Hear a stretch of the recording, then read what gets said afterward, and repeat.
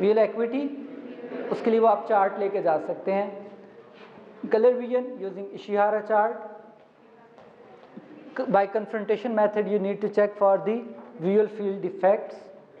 आपको पता है कन्फ्रंटेशन मेथड के साथ कैसे करते हैं? ठीक है, इधर मेरी तरफ मुंह करके बैठ जाएं. Patient's right eye, my left eye. ठीक है, अपनी बाईं आंख पे हाथ रख लें और यूं नहीं रखना, यूं रखना है ताकि इसमें से नहीं देख सके. और मैं अपने राइट आई पे रखूँगा और जब आपको नज़र आए तो मुझे बता दीजिएगा. हाँ, सो आपने मेरी तरफ देखना है, उंगली की तरफ नहीं देखना. ठीक है, थैंक यू.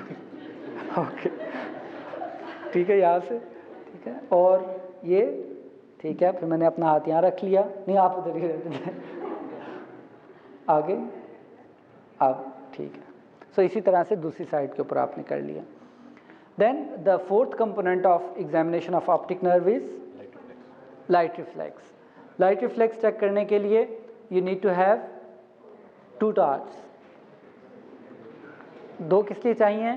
दूसरी चाहिए आपको कंसेंसुअल लाइट रिफ्लेक्स चेक करने के लिए. मेरे पास भी होगी.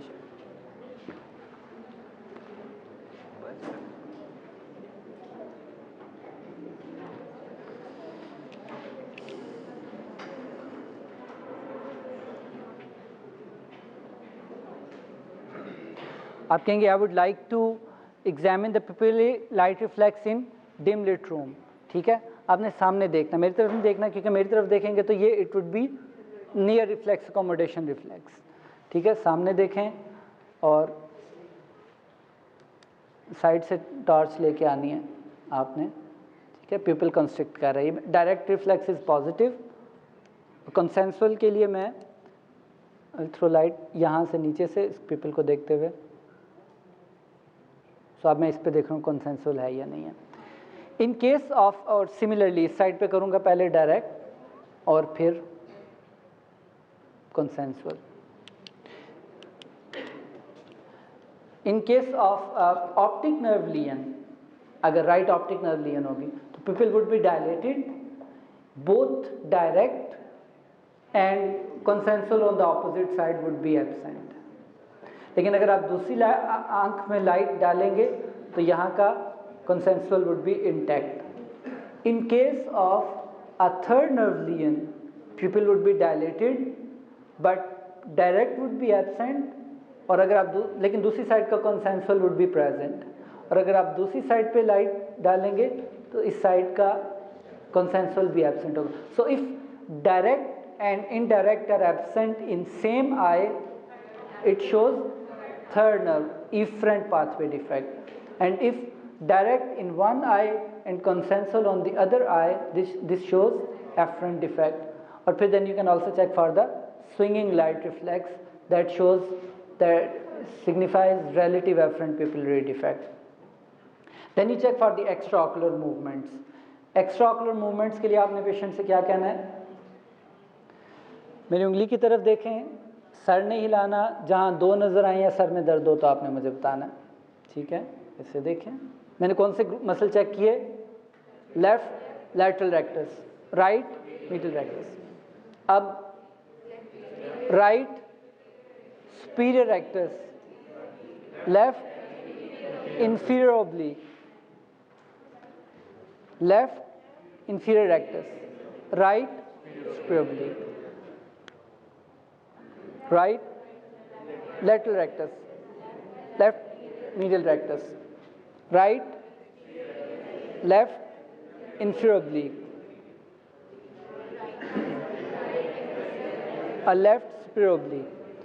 ठीक है, सामने देखें. अब उंगली की तरफ देखें.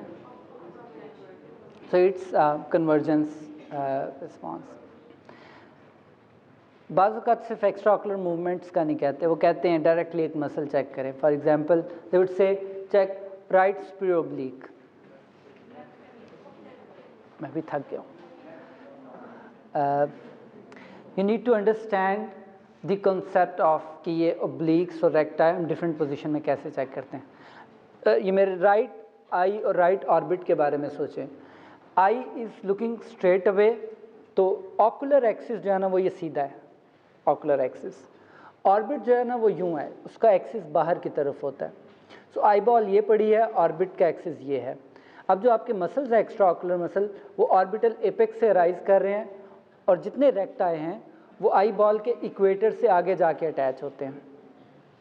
सो फॉर एग्जांपल अगर मैंने सुपीरियर रेक्टस चेक करना है तो बेस्ट पोजीशन क्या है, जब आई बॉल बाहर की तरफ देख रही होगी तो अब ऑकुलर एक्सिस और ऑर्बिटल एक्सिस इन लाइन होंगे।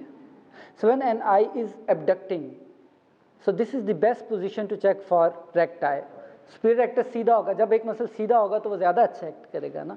सो सुपीरियर रेक्टस और इन्फीरियर रेक्टस आप एबडक्टेड आई में चेक करते हैं। अगर मैंने राइट आई का सुपीरियर रेक्टस चेक करना हो तो बेस्ट वे इज कि मैं राइट आई को पहले एबडक्ट करवा दूं बाहर की तरफ।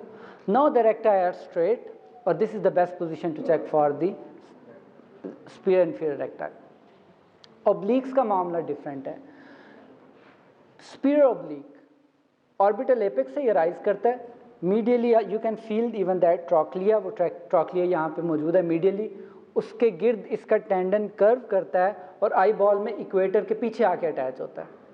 सो उससे क्या होगा, अब आप इसके टेंडन की डायरेक्शन देख रहे हैं, रेक्टाई यूं थे राइट आई के, टेंडन कैसे आ रहा है इस तरफ को, तो आई बॉल जब इस पोजीशन में होगी तो इन दोनों का एक्सिस सेम आएगा। दैट्स वाई अगर आपने ओब्लिक्स को चेक करना है तो best position is when eye ball is adducted. तो आई बॉल को एडक्ट कर दें तो ओब्लिक सीधे लाइन के अंदर है, ओब्लिक बेस्ट है। अब चूंकि ये इक्वेटर से पीछे अटैच है तो ये पिछले हिस्से को ऊपर खींचेगा, तो आगे वाला हिस्सा कहाँ जाएगा, नीचे। तो आई बॉल एक्चुअली पिछले हिस्से को खींच रहा है और आई बॉल नीचे की तरफ जा रही है। So the best way to check for the like right superior oblique is कि पहले आई को एडक्ट करवा लें, अब टेंडन और आई इन लाइन आ गए हैं। अब आई बॉल नीचे लेके जाएं तो actually it is checking the function of the superior oblique. मगर मसला ये है कि एग्ज़ाम में आपके पास इतना टाइम नहीं हो, आप सादा सादा सवालों के जवाब नहीं आ रहे होते। ये फ़िलासफ़ी कहाँ से वहाँ खुलेगी आपके सामने कि आप 3D हॉलोग्राम बना के उसके अंदर ऑब्लिक्स देख रहे हैं और कहाँ जाके अटैच हो रहे हैं, कैसे कॉन्ट्रैक्ट करें। So remember that for ऑब्लिक्स everything is paradoxical, opposite. मसलन मैं आपको जो मैंने अभी समझाया उसके लिहाज से समझे तो राइट सुपीरियर ओब्लिक मैंने चेक करना, पहले मैं लेफ़्ट साइड पे लेके जाऊंगा एडक्ट करवाने के लिए आई को, और अब सुपीरियर ओब्लिक है इसलिए मैं नीचे लेके जाऊंगा। ये तो हुई थियोरेटिकल सी बात। और आसान झटकी बात क्या है, हर चीज़ उल्ट कर दें। अगर एग्जामिनर कहता है राइट सुपीरियर ओब्लिक चेक करें तो उसने कहा राइट, तो कहाँ पे फिंगर लेके जानी है, लेफ़्ट। उसने कहा सुपीरियर, नीचे ले जाएं इन्फीरियर, क्योंकि ओब्लिक मीन्स हर चीज़ उल्टी है। सो अब वो कहता है राइट सुपीरियर ओब्लिक, लेफ़्ट नीचे, लंबा चौड़ा सोचने की ज़रूरत नहीं है। अगर वो कहता है लेफ़्ट इन्फीरियर ओब्लिक, लेफ़्ट उसने कहा राइट पे ले जाओ, उसने इन्फीरियर कहा ऊपर ले जाओ। So this is the best way to check for the obliques.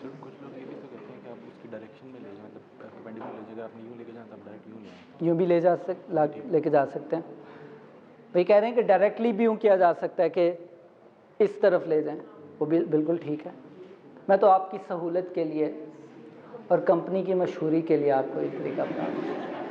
अच्छा जी, after checking for the extra ocular movements now we can proceed to the 7th और 5th trigeminal, ophthalmic, maxillary, mandibular.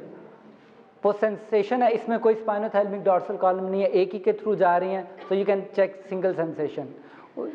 आंखें बंद करें, की हो रहा है साहब आप उसको बताएं कि और क्यों ये होगा। पहले आप यहाँ पे प्राइम करें पेशेंट को, ये देखें लगता हुआ महसूस हो रहा है, ठीक है। अब आप आंखें बंद कर लें, आप बताएं कहाँ पे लग रहा है, इधर दाएं या बाएं तरफ, एक जितना महसूस हो रहा है, यहाँ एक जितना महसूस हो रहा है, सिमिलरली यहाँ एक जितना महसूस हो रहा है या नहीं। सेंसरी चेक किया आपने, मोटर चेक करना है आपको। मोटर के लिए क्या है, अपने जबड़ों को ज़ोर से दबाएं और ये मैसेटर मसल की कॉन्ट्रैक्शन को जो है वो आप देख रहे हैं, ठीक है। नीचे की तरफ ज़ोर लगाएं, दोनों टेरिगार्ड्स मीडियल लैटरल दोनों चेक हो रहे हैं। इधर को ज़ोर लगाएं, एक तरफ के लैटरल एक तरफ के मीडियल टेरिगार्ड चेक हो रहे हैं। ये मुझे अब याद नहीं है कि कौन से किस साइड के थे, पढ़ लीजिएगा। ओके जी, अब ये भी टेरिगार्ड चेक हो रहे हैं। द नेक्स्ट पार्ट इज जा जर्क. जा जर्क में मिस्टेक करते, वो जरा हैमर दीजिएगा.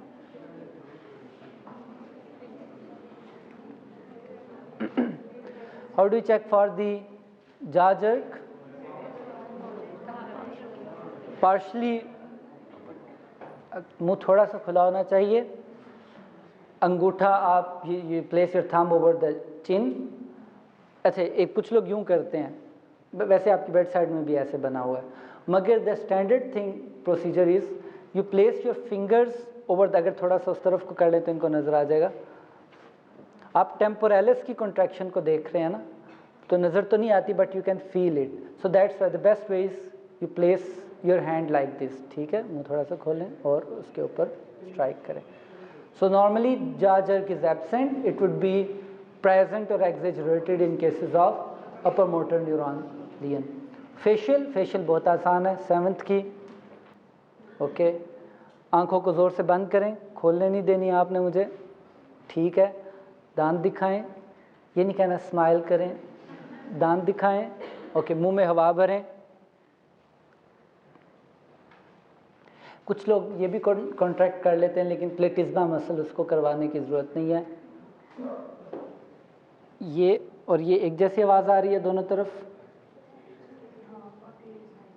ठीक है, हाइपरएक्सिस. अब फिर और क्या कहेंगे? I would also like to check taste sensation, और एक्सटर्नल ऑडिटरी कैनाल को देख लें फॉर एनी वेजिकुलर इरप्शन. वो किसको शो करती है? जंक्शन. मेरा जो लॉन्ग केस का वाइवा हुआ था फाइनल ईयर में, वो था, it was all about facial weakness. Supra nuclear facial, इधर की हेमिप्लीजिया, इधर का क्या, कहाँ पे लियन है? फेशियल यहाँ की हेमिप्लीजिया, यहाँ का कहाँ पे लियन है? ओके, आइसोलेटेड फेशियल है, क्या पॉसिबिलिटीज़ हैं? हाइपर एक्यूसिस है तो क्या, कहाँ पे लियन है? हाइपर एक्यूसिस नहीं है तो कहाँ पे लियन? टेस्ट सेंसेशन गई हैं तो कहाँ पे लियन है? Etcetera etcetera. तो ये सारे का सारा फेशियल वीकनेस है, वो उसको पढ़ लीजिएगा. ओके, ओरल कैविटी के एग्जामिनेशन में बाकी क्रेनियल नर्व तरतीब डिफरेंट हो रही है. 12th की मैं पहले बात करूँगा. That is 12th nerve hypoglossal. उसका पहला स्टेप ये है कि पेशेंट से आपके मुंह खोलें और उसी में ज़ुबान को देखें कि उसकी कोई फेसिकुलेशंस वगैरह, एट्रोफी तो नहीं है. उसके बाद उससे कि ज़ुबान बाहर निकालें. ठीक है, अब इस तरफ ज़ोर लगाएं. ठीक है, इधर लगाएं. सो ये आपने हाइपोग्लॉसल चेक कर ली. जिस साइड की वीकनेस होगी टंग उसी साइड पे डेविएट होगी, इसलिए वो कहते हैं टंग नेवर लाइज.